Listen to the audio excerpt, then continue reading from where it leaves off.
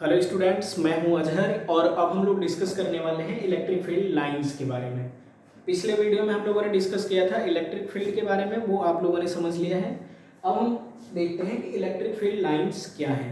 ठीक है, तो बेसिकली इलेक्ट्रिक फील्ड लाइन जैसी कोई चीज़ रियली एग्जिस्ट नहीं करती, बस हम इलेक्ट्रिक फील्ड के कॉन्सेप्ट को समझने के लिए इलेक्ट्रिक फील्ड लाइंस को कंसिडर करते हैं या इमेजिन करते हैं। Basically electric field lines imaginary lines हैं। ठीक है, और इलेक्ट्रिक फील्ड लाइंस ये रिप्रेजेंट करती हैं कि अगर किसी चार्ज के रखे होने की वजह से कोई दूसरा चार्ज लाया जाए तो उस पर जो फोर्स लगेगा तो वो फोर्स का डायरेक्शन किधर होगा। तो इलेक्ट्रिक फील्ड लाइंस बताती हैं कि electric field lines are defined as the curves along which a small positive charge will tend to move when it is free to do so in an electric field। अगर हम किसी electric field में किसी small positive charge को लेके आते हैं तो वो जिधर की तरफ मूव करना चाहेगा उसके अलोंग अगर हम एक लाइन ड्रॉ कर दें तो वो इलेक्ट्रिक फील्ड लाइन को रिप्रेजेंट करेगा। ठीक है, क्लियर हुआ? नहीं क्लियर हुआ? ठीक है, एक बार और समझते हैं। अगर कोई चार्ज रखा हुआ है तो अपने चारों ओर इलेक्ट्रिक फील्ड को क्रिएट करेगा, और उस इलेक्ट्रिक फील्ड को चेक करने के लिए हम लोग क्या करते हैं, एक छोटे पॉजिटिव चार्ज को लेके आते हैं जिसको हम लोग कहते हैं टेस्ट चार्ज। अब मान लीजिए कोई एक चार्ज रखा हुआ है और एक हम छोटे टेस्ट चार्ज को लेके आ रहे हैं, पॉजिटिव टेस्ट चार्ज को लेके आ रहे हैं, तो ये सोर्स चार्ज इस टेस्ट चार्ज पे क्या करेगा, फोर्स लगाएगा। फोर्स लगाने की वजह से इसके इलेक्ट्रिक फील्ड में, सोर्स चार्ज के इलेक्ट्रिक फील्ड में ये टेस्ट चार्ज मूव करना चाहेगा। तो इसके मूवमेंट के डायरेक्शन के अलोंग अगर हम कोई लाइन कंसीडर कर लें, इमेजिन कर लें या ड्रॉ कर लें, तो उसी लाइन को हम लोग बोलते हैं electric field lines. Basically electric field lines किसी चार्ज के इलेक्ट्रिक फील्ड में किसी टेस्ट चार्ज के मूव करने के डायरेक्शन को ही रिप्रेजेंट करता है। इसको एक तरीके से और हम समझ सकते हैं, tangent to electric field lines at any point gives the direction of electric field at that point.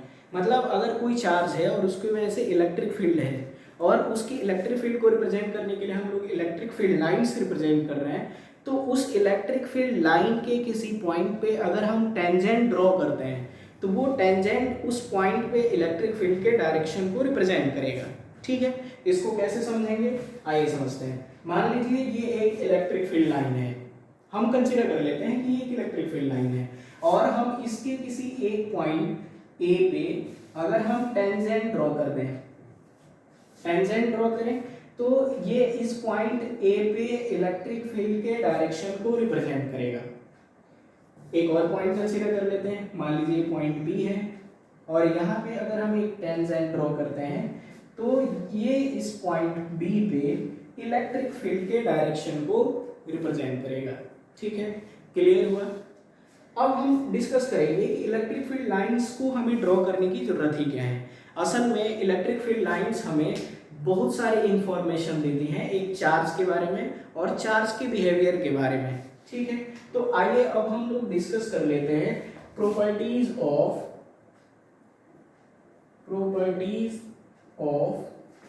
Electric field lines. Electric field lines, ठीक है।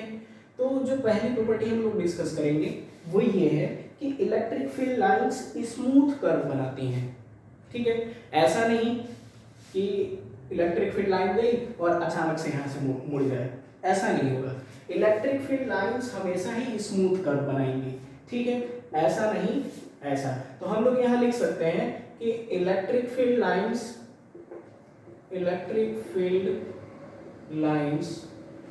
always makes smooth curve।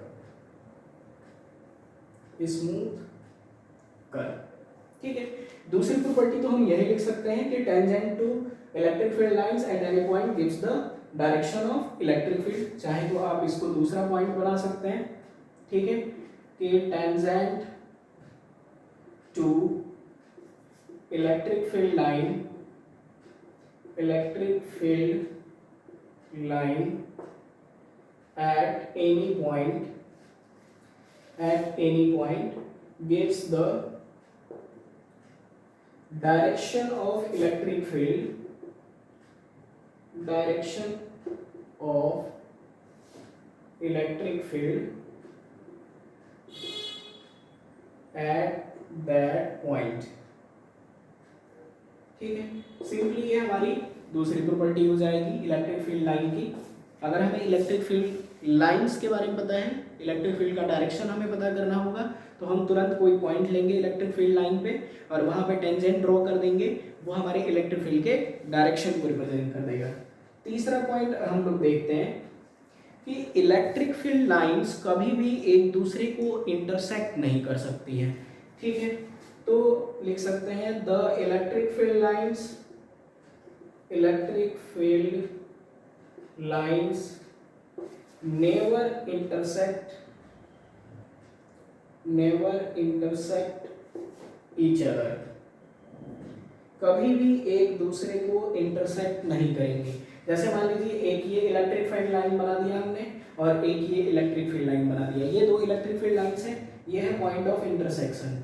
ठीक है, इस पॉइंट को मान लेते हैं ए, तो अगर हम इस लाइन को मान लेते हैं पहली लाइन और इसको मान लेते हैं दूसरी लाइन, दोनों इंटरसेक्ट कर रही हैं, इस पॉइंट पे अगर हम इलेक्ट्रिक फील्ड के डायरेक्शन को रिप्रेजेंट करें तो यहाँ पे electric field line, electric field के डायरेक्शन ए को लिख सकते हैं। ऐसे ही दूसरे पे भी हम टेंजेंट ड्रॉ कर सकते हैं, तो यहाँ पे भी, और ये पॉइंट ए है तो इलेक्ट्रिक फील्ड ए इस डायरेक्शन में भी रिप्रेजेंट होगा। तो हम यहाँ देख रहे हैं कि पॉइंट ऑफ इंटरसेक्शन पे इलेक्ट्रिक फील्ड का डायरेक्शन दो तरफ है। तो क्या ऐसा पॉसिबल है कि एक ही पॉइंट पे इलेक्ट्रिक फील्ड का डायरेक्शन दो डायरेक्शन में हो? नहीं, ऐसा नहीं हो सकता, ऐसा पॉसिबल नहीं है। इसीलिए इलेक्ट्रिक फील्ड लाइंस कभी भी एक दूसरे को इंटरसेक्ट नहीं करती हैं, क्योंकि जब भी इंटरसेक्ट करेंगी तो पॉइंट ऑफ इंटरसेक्शन पे इलेक्ट्रिक फील्ड के दो डायरेक्शन हमें मिलेंगे, जो कि पॉसिबल नहीं है। एक ही पॉइंट पे दो डायरेक्शन नहीं हो सकता है इलेक्ट्रिक फील्ड का। ठीक है, मैं इसको थोड़ा सरल करूंगा अगली प्रॉपर्टी को डिस्कस करने के लिए।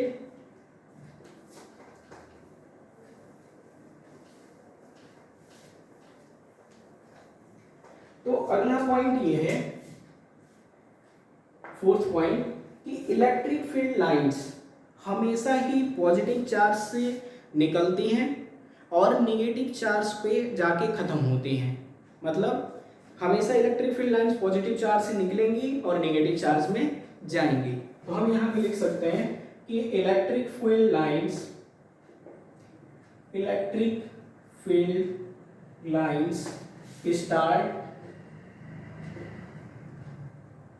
start at positive charge and at negative charge. ठीक है, हमेशा पॉजिटिव चार्ज से स्टार्ट होंगी और नेगेटिव चार्ज पे खत्म होंगी। दूसरी चीज, जैसे आप लोगों ने क्लास 10th में मैग्नेटिक फील्ड लाइंस के बारे में डिस्कस किया था, और वहां पे हम लोग देखते हैं कि मैग्नेटिक फील्ड लाइंस मैग्नेट के नॉर्थ पोल से स्टार्ट हो रही हैं और कहाँ जा रही हैं? साउथ पोल को, और मैग्नेट के अंदर साउथ पोल से नॉर्थ पोल को जाती हैं। ठीक है, तो मैग्नेटिक फील्ड लाइंस एक क्लोज लूप बनाती हैं, लेकिन इलेक्ट्रिक फील्ड लाइंस कभी भी क्लोज लूप नहीं बनाती। तो इसकी अगली प्रॉपर्टी हो जाएगी कि electric field lines never makes close loops. ठीक है, हम यहाँ लिख सकते हैं कि electric field lines never make close loop. ठीक है, ये कभी भी क्लोज लूप नहीं बनाती हैं। अगला, अब हम डिस्कस करते हैं कि अगर मान लीजिए कोई चार्ज कंडक्टर है और वहां चार्ज कंडक्टर से इलेक्ट्रिक फील्ड लाइंस निकल रही हैं। ठीक है, तो इलेक्ट्रिक फील्ड लाइंस हमेशा चार्ज कंडक्टर के सरफेस के नॉर्मली निकलेंगी, हमेशा ही सरफेस के नॉर्मली निकलेंगी। तो हम इसको लिख सकते हैं कि electric field lines are always normal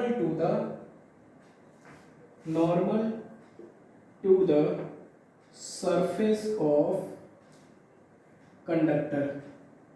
conductor इसलिए हम लोग कंसीडर कर रहे हैं क्योंकि उसमें फ्री चार्ज होता है। ठीक है, इसको रिप्रेजेंट करने के लिए मान लीजिए ये कंडक्टर है और इस पे कुछ चार्ज है, पॉजिटिव चार्ज कंसीडर कर लेते हैं। ठीक है, तो इलेक्ट्रिक फील्ड लाइंस क्या है, हमेशा ही चार्ज कंडक्टर के नॉर्मली रहेंगी। तो नॉर्मल डायरेक्शन में हम लोग रिप्रेजेंट करेंगे ऐसे, हमेशा ही ये सरफेस पे नॉर्मल रहेंगी। ठीक है, सरफेस के नॉर्मली रिप्रेजेंट करेंगे इलेक्ट्रिक फील्ड लाइंस को। ऐसा नहीं है कि हम इस पे किसी भी डायरेक्शन में रिप्रेजेंट कर रहे हैं, ये वाला सही नहीं होगा।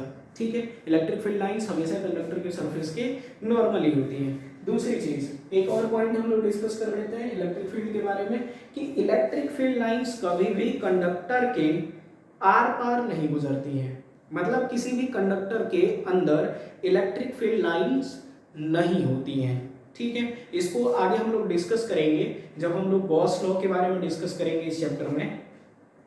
वहां पे हम लोग देखेंगे कि इलेक्ट्रिक फील्ड लाइंस कंडक्टर के अंदर से क्यों नहीं पास होती हैं, चाहे वो हॉलो कंडक्टर हो या फिर सॉलिड कंडक्टर हो। तो एक लास्ट पॉइंट हम लोग डिस्कस कर लेते हैं कि electric field lines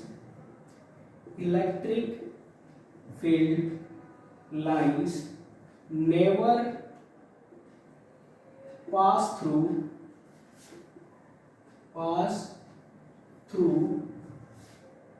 the conductor। अब वो कंडक्टर चाहे हॉलो हो या सॉलिड हो। तो ये कुछ प्रॉपर्टीज हैं इलेक्ट्रिक फील्ड लाइंस के की। कुछ और एक आध इलेक्ट्रिक फील्ड लाइंस की और प्रॉपर्टी हो सकती हैं, वो आगे हम लोग डिस्कस करते रहेंगे। फिलहाल हम लोग यहीं पे ख़त्म करते हैं। आप लोग इसको नोट कर लीजिए, पढ़ते रहिए, न्यूमेरिकल सॉल्व करते रहिए। कोई भी डाउट हो कमेंट बॉक्स में पूछते रहिए, हम उसको रिजॉल्व करते रहेंगे। और जल्दी हम इस चैप्टर का न्यूमेरिकल सीरीज लेके आने वाले हैं, आपके बोर्ड एग्जाम से पहले भी और नीट जेई का जो एग्ज़ाम है उससे पहले नीट जेई के क्वेश्चंस का सॉल्यूशन का हम एक सीरीज लेके आने वाले हैं। तो हमारे साथ बने रहिए, चैनल को सब्सक्राइब कर दीजिए। धन्यवाद।